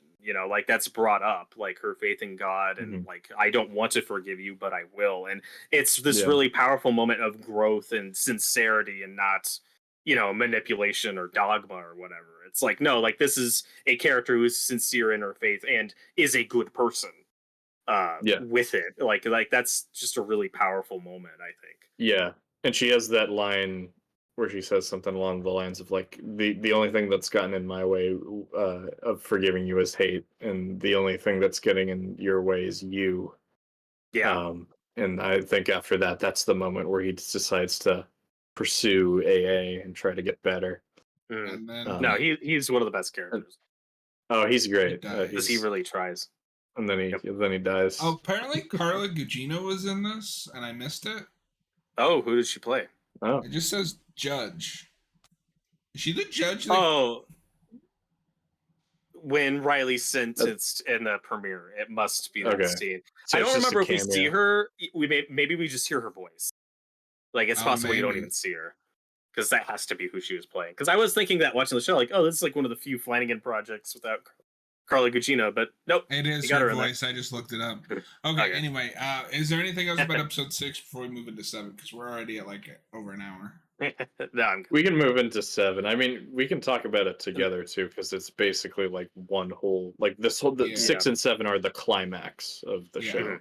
Well, I wanted to make sure that we give each episode its own due.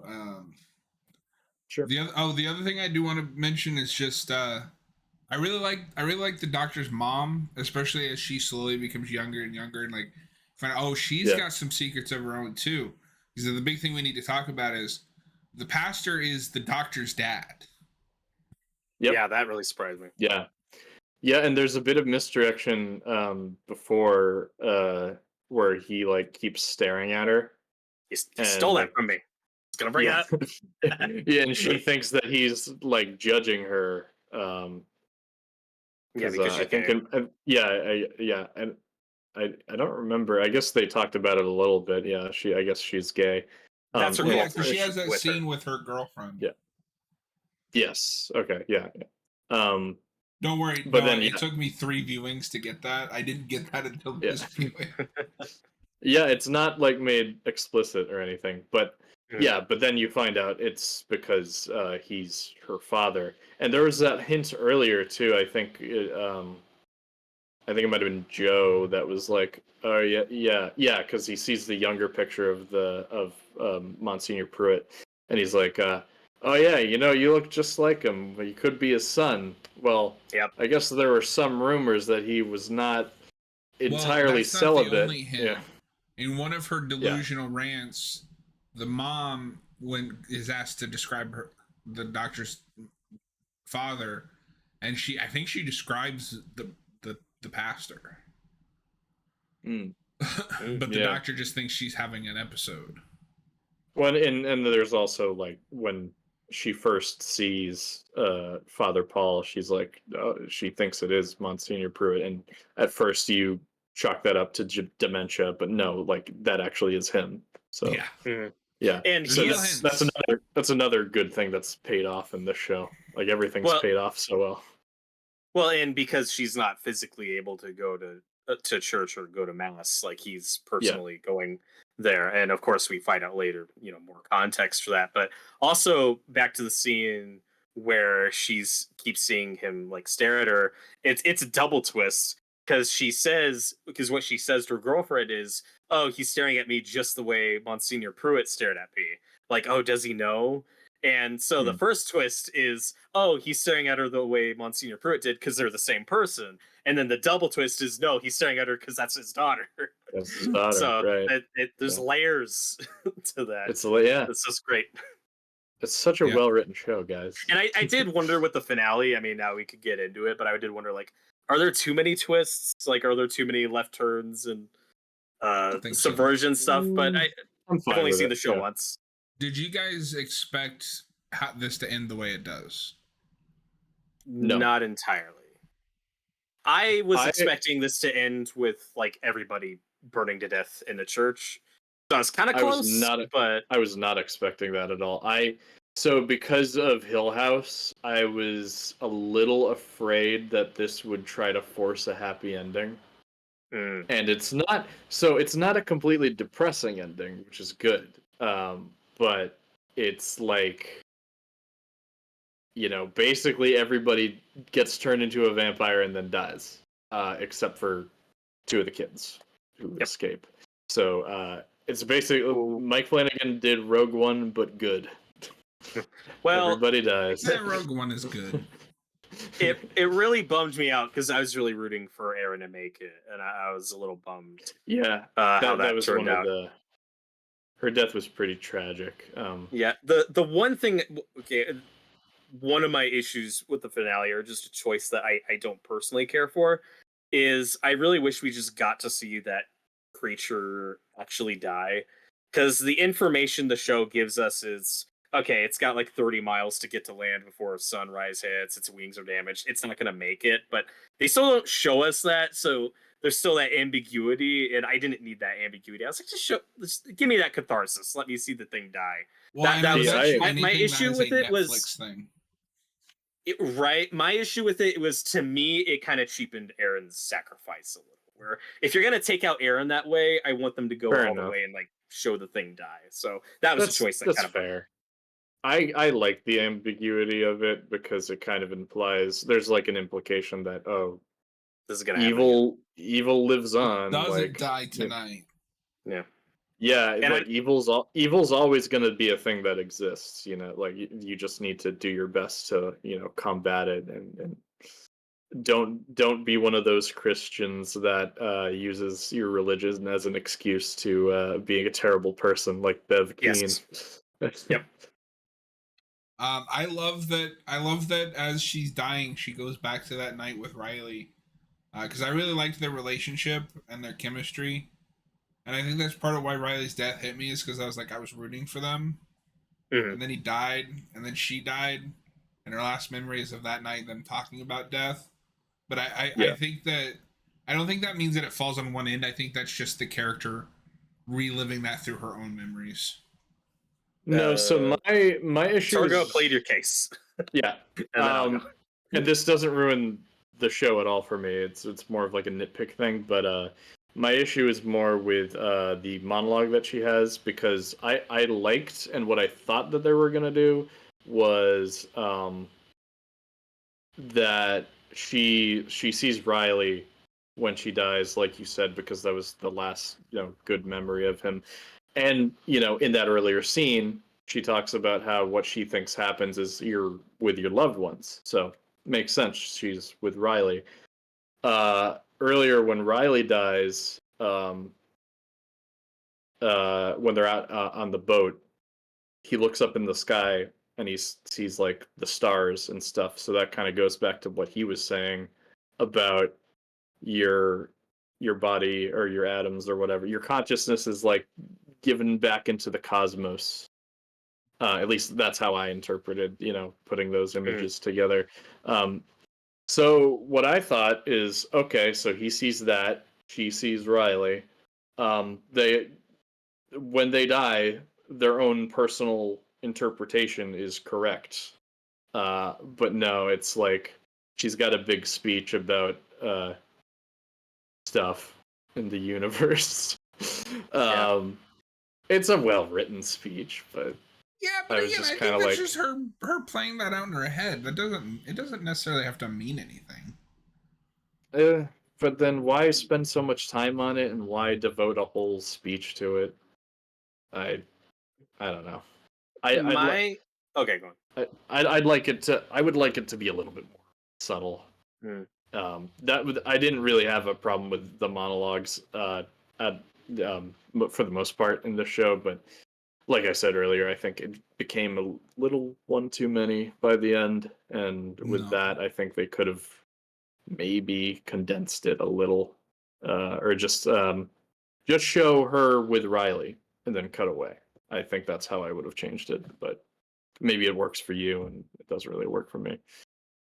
That's fine. Yeah, I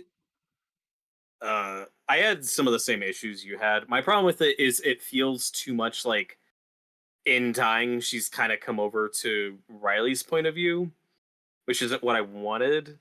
Because her speech is very similar to Yeah, his it about is. becoming Yeah, energy and one with the cosmos and stuff. And I'm like, I didn't want her.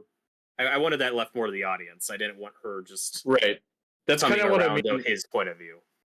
Yeah, that's kind of what I mean. Where it feels like it comes down on one interpretation, whereas Mhm. I would have liked it to be no. Oh no, it's whatever. It's personal to you. And I think that's made even worse by Riley maybe being like a proxy for Flanagan, because then his interpretation becomes it. The It kind of correct one. feels like Flanagan's being like, "This is what I think," and I'm like, Well, "Okay, that's good for you, but it could be a little more subtle about it." But, it's interesting that you guys brought up Riley being a stand-in for Flanagan, which I didn't feel at all watching it, and that's probably just because I'm not that familiar with Flanagan's personal life. So I didn't feel like Riley was a stand-in for him, and that's why I loved their scene talking about death so much. Is it's just two characters where we devote equal respect and attention to, and we just let the audience yeah, take that information how they will. Like they're both given equal footing and yeah, perspective, and they're both beautiful and sincere and different. And then you get to the end, and that's the scene that to me felt like, okay, now this is Flanagan's thesis. This is his opinion right, on, which right. again isn't necessarily a problem. I just question it for that character, and I didn't. That's not really where I wanted that character. I wish that scene revolved more around Riley and her unborn daughter, who's mentioned once, but I wanted that to be more of a focus. Like maybe it would have been too Yeah, corny having her greeted by her unborn daughter, but like I don't know. Like I wanted that to be more the focus than I would just have preferred that, honestly. energy and the cosmos, which again is Yeah. fine and it works. Like that's what I love about Riley's speech so much, though, because it starts so grim and depressing, and then it becomes beautiful. And Yeah. then her speech at the end, just a lot of it felt like kind of just a repeat of that, and felt like, okay, now this is And Flanagan's more on the like opinion. beautiful, like flowery, like more positive interpretation of that, and less Hmm. on the grim, darker side that Riley starts out as. Hmm. But I mean, I have to say, it's still It's really performed well. well written. Yeah, and Kate Siegel performs it beautifully. It just felt maybe a little touch too handholdy to me.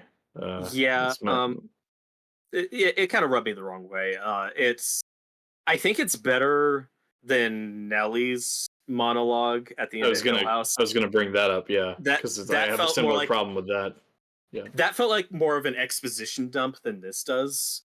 yeah, Um, but both kind of had the same problem where it's like, oh man, I love all these monologues. There's just that one in the finale that doesn't quite yeah. land There's for that me. one that's like a bridge too far, but Yeah, and it doesn't ruin either show for me. I will say, no, but So but notably, this is a big turn for two characters. Bev just like descends into full villainy in this episode yeah, and like leads the townspeople in a slaughter. And Pruitt's like, "This isn't what I wanted. Like, what the hell are you doing?" mhm, yeah, And then has to watch his daughter die, and it's sad. mhm. very sad. But also, you kind of deserved I it. You brought was a creature you didn't know anything about to an island. Yeah, he thought I was an angel, the damn it. angel. It's an Um, And then, angel. I did you was guys feel surprised that like any of the? I was surprised that he tried to strangle that guy too. I was like, whoa, you see him Yeah, lose his Yeah, no, cool you for can a tell bit. like But, that something snapped. yeah, that's a big character who becomes like Bev's right hand man, who I wish was fleshed out a little more because oh in the yeah, finale, like he's coming around, but then he shoots Sarah out of nowhere, but then he starts to come around again. Like he kind of flip flops a lot in the finale, and I was like, I Well, like because how Bev yeah. has complicated to and bully conflicted this. him into everything. Yeah, but when he shoots Sarah, I was like, is this forced? Like I don't know if that works, but I guess it Yeah. does. He's turned When by it was, that point. At that point, it's hard to tell. yeah. Like, I mean, it was also a character change that was a little like it felt a little out of nowhere because I didn't think that this particular character was that religious. I didn't see him in Yeah. any of the church scenes before, So when he like was the first to drink the poison, I was like, oh, okay, really, we're focusing on this guy more all of a sudden. I'm still fine with it though. And then there's the guy later he turns who wasn't religious but was nice to him. And I'm sure that's referencing an earlier scene in the show that I just don't remember. But like those are side characters where I'm like, oh, I wish we got to spend more time on them in the build. I'm not sure because I don't remember that scene either. But yeah, I do wish we got to spend a little bit more time with those characters. I agree with that. There's also because at that point, him and a few other characters start to ask for forgiveness right at the end before the sun comes out, and they all die. And he's got that exchange with that one character, the one of Riley's brother's friends. Who that's another character that I was weirdly enough was introduced like early on, and then we just kind of forgot about. It seems. Yeah, then he's just altar boy for most of the episodes. He's just altar boy. Yeah.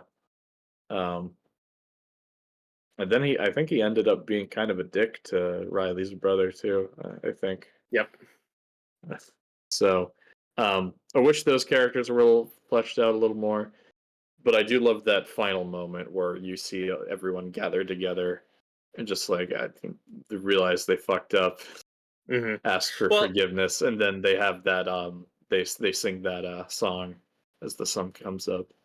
Yeah, which is there's a piano version of that plays pretty frequently. It's Near My God to Thee is the song. Yeah, and it's beautifully done. And that's where you can feel like Flanagan thinks he's balancing it out, where it's like, okay, I'm going to have this speech about like this is what I think God is and the cosmos and energy and stuff. But then I'm also going to show these characters singing and being at peace with dying and their religion and stuff. So you can feel like that's him trying to balance things out and make this not an anti-religion show.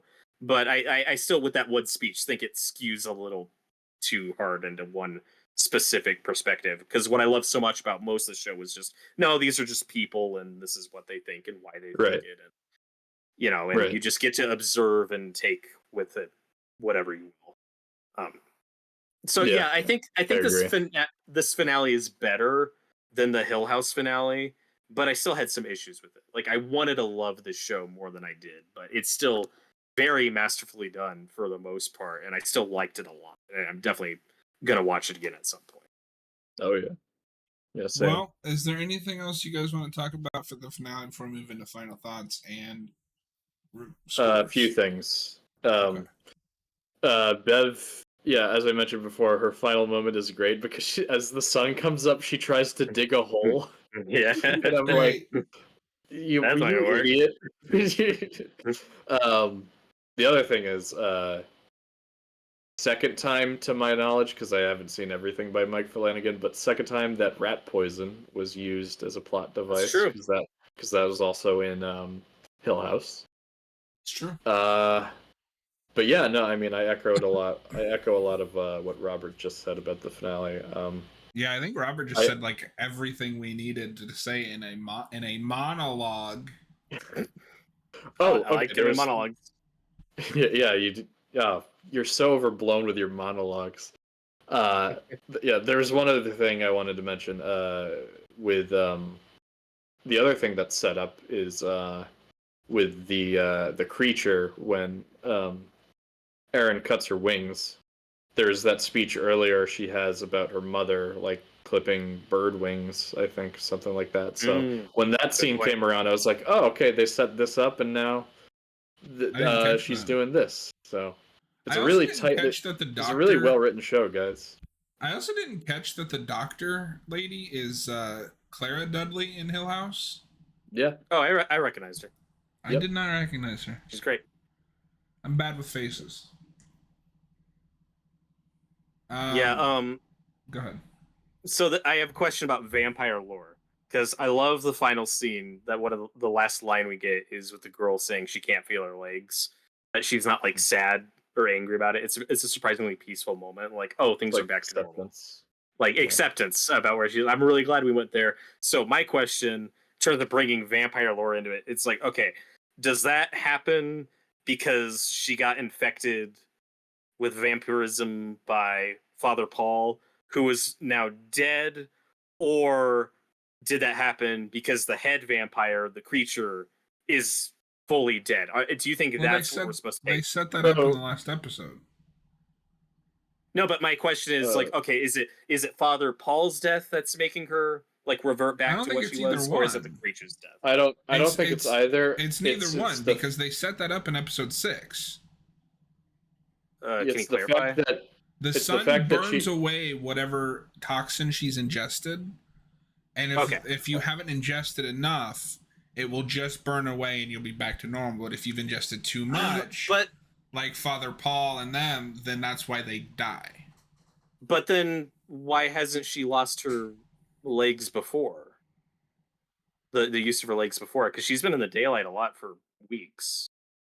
That weeks couldn't have passed, has it?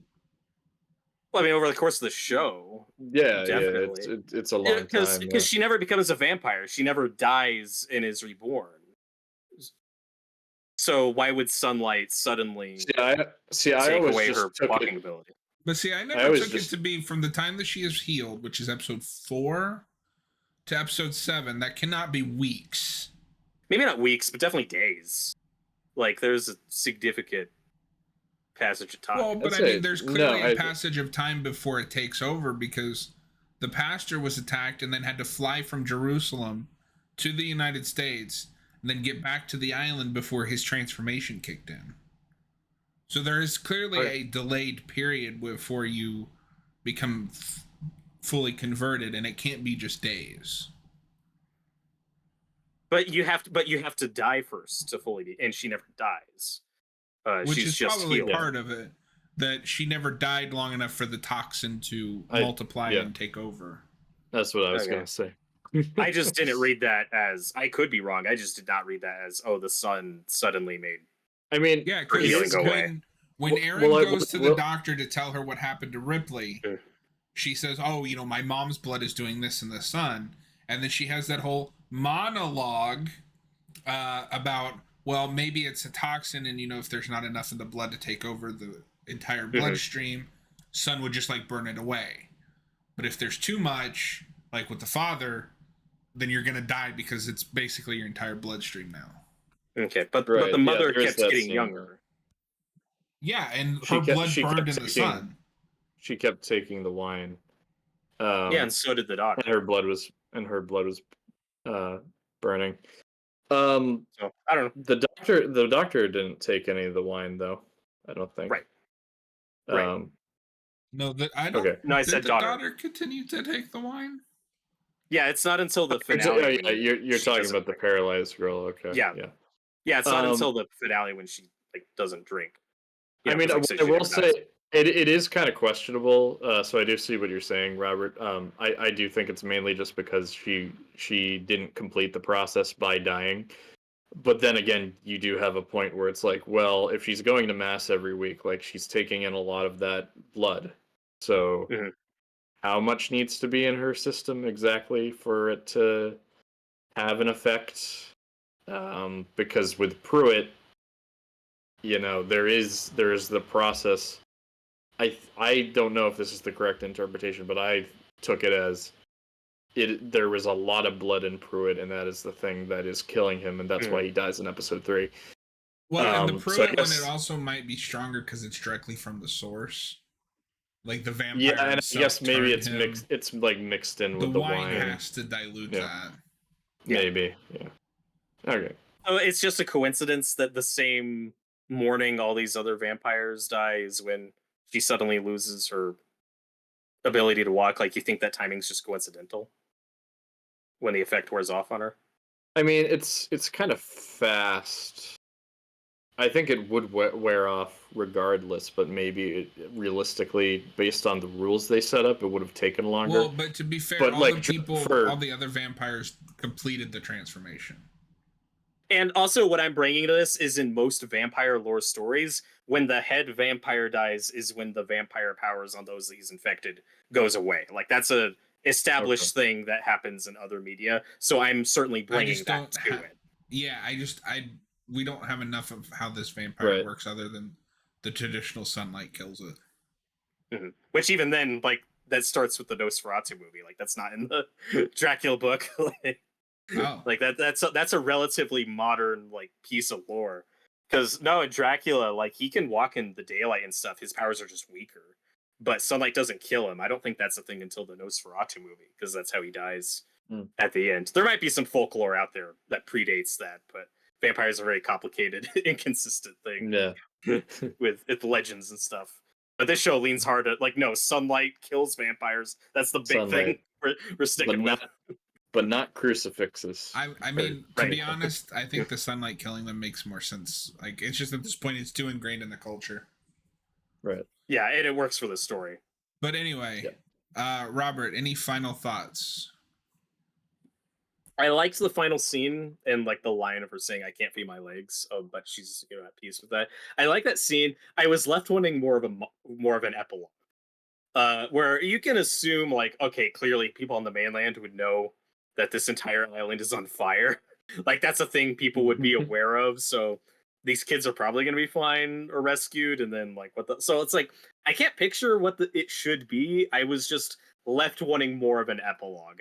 When it ended, I was like, damn it, I want more, which is a positive, like that's not entirely a criticism, but I just with all of the adults in heaven looking down on the kids. Yeah, you could have made it way worse. Good job, kids.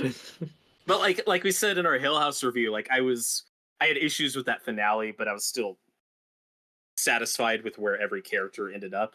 And in this show, a couple of characters I was rooting for, like Aaron, got taken out, and that kind of bummed me out. And then we're left with these two teenagers. One I'm pretty invested in, and one I'm not super invested in. Like, he was a part of this, I guess. Like, again, Riley's younger brother. He has a lot of focus in the premiere and then kind of goes in the background for a while. It's like, I guess it was all about the kids, the teenagers, and I don't know. I was left wanting more of an epilogue, but I don't know what that would look like. But that was just I just that don't might think not you can do an epilogue with the way viewing. this ends, and I can't think of a better ending for this. I would have also they literally burn for their sins. Yeah. I think that this ends at the perfect moment, and I think you can kind of infer all of the stuff that would happen in an epilogue does happen. So, I think it. I wouldn't want it to go on longer than it does, but that's just me.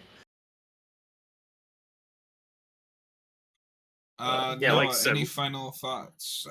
Or actually, I'm sorry, I skipped a step. Robert, is that all your final thoughts?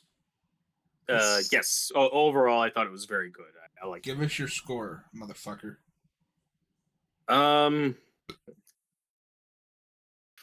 I want to give it. Damn it! I want to give it a 5. I think I'll give it a 5. Give it a Robert, yes. I was counting on you. It gets hard because it's like, I gave Hill House a 5, and I had issues with that. So I like I said, this is pretty masterful. No, I was counting on you because I know Noah's not going to give it a 5. I was counting on you. Yeah, I'll regret it later, but I'll give it a 5. And like I said, I might like it more in another viewing. Go with your heart. Watch through of it, but I really loved it for the most part. No, final thoughts and score, you bastard. Final thoughts. It's I hate it. It sucks. 0 out of 10. No, it is the worst thing I've ever had to sit through 3 times. No, I love this show. I thought it was really good. I don't know. I'm going back and forth on whether or not I like Hill House more. I think I vibe more with the like aesthetic of Hill House. I just like haunted house stuff. I like paranormal stuff, and that's one of my favorite subgenres of horror. But I also really like vampire stuff, and I thought this was a really well written show where all the characters just feel real and interesting.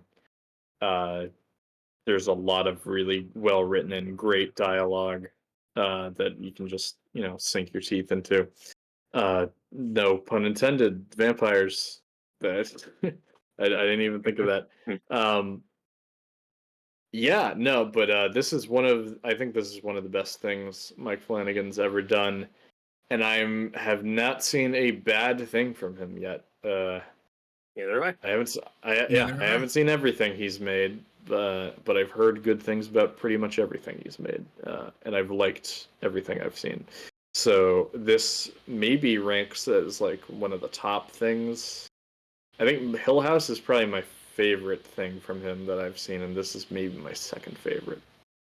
But no, I'd absolutely recommend it if you like vampires. Well, that's a hard recommendation because I would want people to watch this not knowing it's a vampire show. Right. Yeah. And even Just go if into someone it as knows blind this, as you can. yeah, Yeah. but you have to know, like dramas. You have to like slow burn. Yeah. Character If you study like stuff. if you like slow burn television and horror and like spooky stuff, then you'd really dig this show, I think. Yeah, And, if you know, well-written 3-dimensional characters, stuff like that. Yeah, if you love Fright Night or Lost Boys, and you're like, oh, I love vampire stuff like that, it's like, no, this isn't that. No, not exactly. But yeah, final score, I'll go with 4.5. Just because there's some things in there that keep me from saying it's perfect, even though I did love it. I definitely watch it again. I think October is probably a good place to watch this, to rewatch this. But I liked it, or yeah, I loved it, but I don't think it's like a perfect piece of television. I'll say. It's okay to be wrong. No. So I think at the end of the day, I've kind of settled on I prefer Hill House, but I think this is the best thing Mike Flanagan has ever made. It's powerful. The characters are well done. It's scary at times. It's realistic at times. I think this is his magnum opus, and I'm very excited to see what he comes through with next. I'm going to give this a 5 out of 5, which means it goes on our 5 out of 5 perfect list. Since the majority gave it a 5, which is why I was counting on you, Robert. Yeah. You came through. Fuck yeah. It's really tough for me. Side, Robert. It's really tough for me because I think I have more technical flaws with Hill House over this, which I gave a 5, but also the couple of problems I have with this, I think, bother me more than the problems I have in Hill House. So it's really tough, but overall, I really loved it. Like, I love most of it, and I don't need it to be perfect. I don't think anything's perfect. It's perfect. It's absolutely technically perfect. Nothing's perfect, but yeah. I thought it was great. I got issues with it that keep me from giving it a perfect score, is what I mean. That's okay. Yeah, we're gonna banish you for all of eternity, Noah. No, they hated Jesus because he told the truth. Whoa, whatever that quote is. It's an angel. It's an angel. So with that concludes our Flanagan journey for now. There's stuff that we didn't cover, but I wanted to hit some of the big stuff, and Robert wouldn't have forgiven me if we didn't do Midnight Mass. So I hope you guys enjoyed this video. I finally watched. Mike Flanagan's made like 5 shows since this. Actually, no, he's made 1. No, 2. Sorry. 2. So in 2 weeks, we will be doing something different. Robert has requested a double feature of Texas Chainsaw Massacre. Yeah, we're doing a double feature of the original Texas Chainsaw Massacre and Texas Chainsaw, which is the 3D, second best equally sequel. Good movies. It is the second best. Hey, 2013 is the second best sequel to Texas Chainsaw Massacre. That is probably true. What a low bar. I do unironically love that movie. It's so dumb. We'll get to it. It beats Halloween 2018 as the legacy sequel, or the sequel reboot, whatever you want to call it, where it's a direct sequel to the original. Yep, it says all those other sequels suck. This is the real sequel. I mean, Halloween beat that to the punch with H2O, though. Yeah, but that was only a couple movies. That was a little different, and that was a lot more vague. It outright ignores everything after Halloween 2. It kind of. You could. That's a different conversation. Anyway, Robert, Noah, as always, it's been a pleasure. Are we just before we wrap up? I know we should probably do Alien 3 soon, right? Yes, because Romulus coming. Maybe we'll do that next. Well, that'll be our next review because next would be Epic Commentary anyway. So we'll do Texas Okay. Chainsaw Massacre, and then Alien 3. and then Alien 3, which Then I'm peak gonna try. Alien.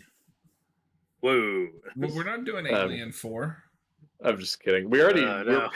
we're past We're the past peak of the that peak. franchise. It's all downhill from here. No, we haven't gotten there yet. We haven't done Resurrection. Oh boy. Ugh. Go home, everybody. Done. Anyway, Alright, that's Robert, no, as always, it's been a pleasure. We love doing these videos. If you like this content, consider hitting that thumbs up and subscribe. And I will be back Thursday solo unless Noah decides to pop in with a horror game. I have opened up a poll to let people decide what we're playing because Noah, we did finish The Last of Us. Okay. So now we're directionless. We don't know what the hell finally we're doing. finished that. We're like It only Riley. took us 4 months. Have a good night, everybody. See ya.